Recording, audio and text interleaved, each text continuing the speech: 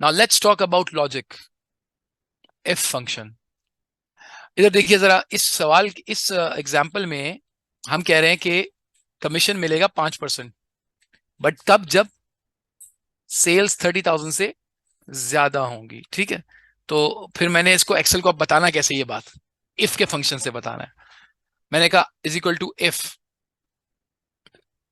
If के अंदर तीन चीजें हैं, ये समझना, हर फॉर्मूले का स्ट्रक्चर समझे। Logical test, value if true and value if false. Logical test क्या बताता है? लॉजिकल टेस्ट में हमें बताना होता है कि अगर के बाद क्या, वो आपको बताना पड़ता है। मिसाल के तौर पर मैं आपसे कहूं कि यार अगर आपके पास मैसेज आया, इसके बाद आप क्या बोलोगे? तो तो से पहले की बात ये वाली है, और तो के वाली बात जो है ना, वो अगली दो बातें हैं। तो अगर आपके पास मैसेज आया तो आप आ जाना। इसके बाद अगर नहीं आया तो मत आना, या नहीं आया तो मुझसे पूछ लेना। तो ये जो वैल्यू इफ ट्रू है, वो बेसिकली जब कंडीशन ट्रू हो तो क्या होता है, यानी अगर मैसेज आया तो क्या करूं, ये वैल्यू इफ ट्रू है, और नहीं आया तो क्या करूं, वैल्यू इफ फॉल्स है। तो मैं इसको कह रहा हूं भाई, इस सेल को चेक करो, C7 को चेक करो, और ये देखो कि ये C7 की वैल्यू किससे ज्यादा है। तो 30,000 ग्रेटर देन का साइन लगा दूंगा, ये वाला सिंबल। और मैं इसको कह रहा हूं 30,000 से अगर ज्यादा हो। अब इंटरेस्टिंग चीज देखें एक्सेल में, इधर देखें, इधर इधर इधर, इंटरेस्टिंग चीज देखें। अभी इन तीनों में बोल्ड कौन सा है? Logical test. जो बोल्ड है इसका मतलब अभी आप उसी फेज में हो, इसका मतलब अभी लॉजिकल टेस्ट चल रहा है, मेरी तरफ से खत्म हो चुका है। तो मैं कॉमा लगाऊंगा, जैसे ही कॉमा लगाऊंगा अगला बोल्ड हो गया। देखो कॉमा हटाता हूं, पिछला बोल्ड। कॉमा लगाया, वो समझ के अगली बात पे आ गया। अब वो कहता है अच्छा, अगर 30,000 से ज्यादा है तो कमीशन देना है कितना, 5% देना है। किस चीज का? सेल्स का। ठीक, कॉमा लगाऊंगा, देखो वैल्यू फॉल्स। सर अगर ऐसा ना हो तो फिर आप बताओ, मैं कह रहा हूं फिर लिखो नो कमीशन। अब ये मेरी मर्जी है जो भी लिखूं, लेकिन अब आप गौर से देखो, सेल का रेफरेंस देने के लिए मैंने इन्वर्टेड कॉमास नहीं लगाया।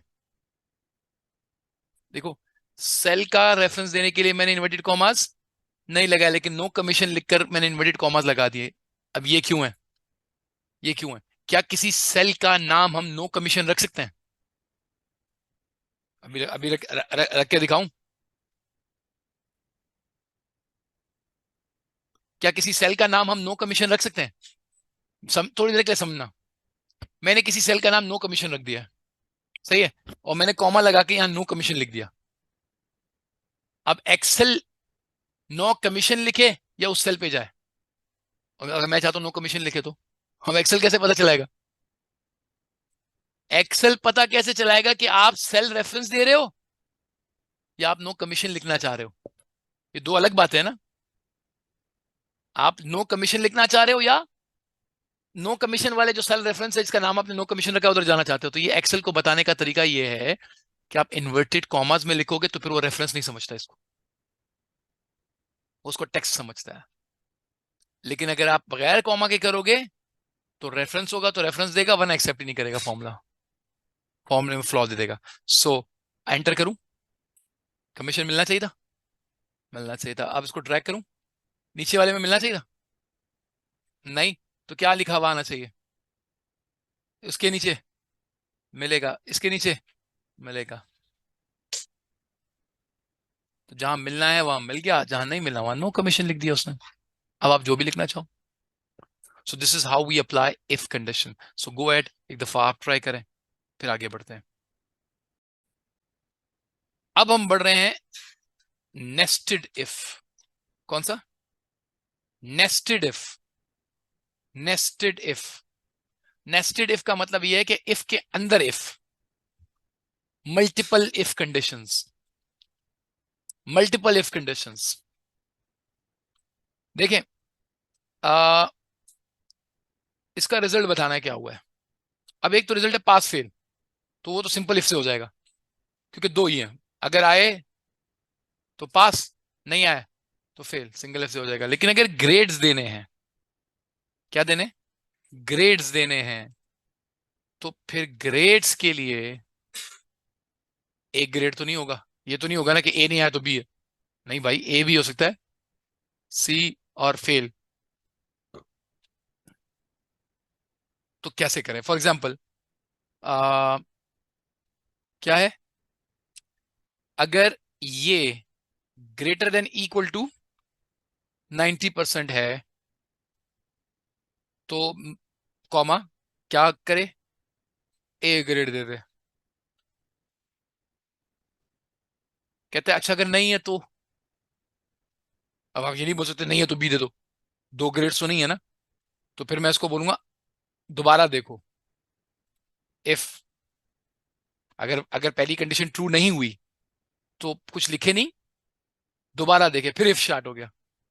If this is greater than equal to 70%, let's say, क्या 70%, तो क्या लिखे, बी। हाँ लगाता हूं।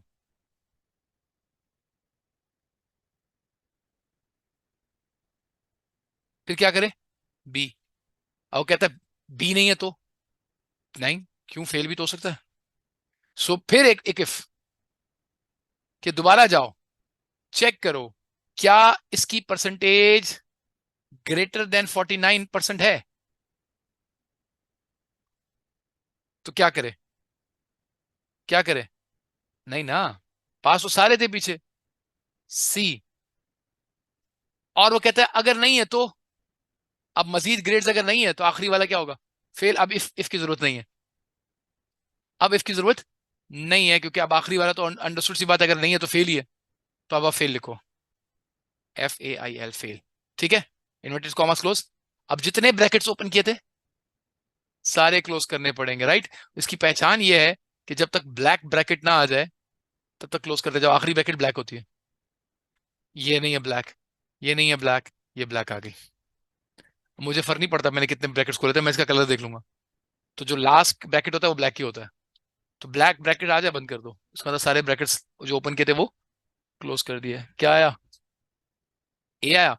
ए क्यों आया, क्योंकि ये परसेंटेज में नहीं है, ये परसेंटेज में नहीं है। तो ये 59 जो है ना, वो 59 मल्टीप्लाई बाय 100 करके देख रहा है।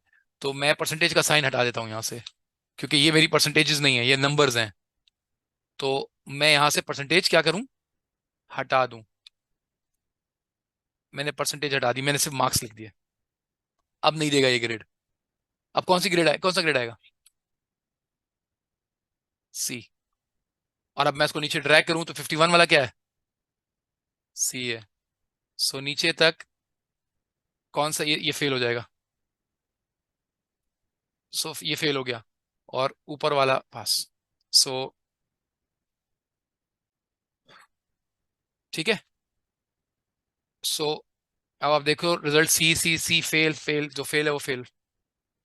ठीक है, सो गो एड, और ये अभी खुद से अप्लाई करके दिखाया मुझे।